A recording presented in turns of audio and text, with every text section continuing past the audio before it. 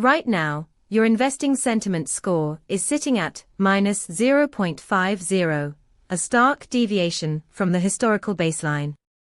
This isn't just a minor blip. It reflects a significant shift in sentiment that you need to pay attention to. With momentum at plus 0.28 and 20 semantic clusters identified, this unusual combination suggests a brewing trend that could impact your strategies. Our API provides you with detailed sentiment analysis, including these metrics, but more importantly, it helps you understand the prevailing attitudes fueling these changes.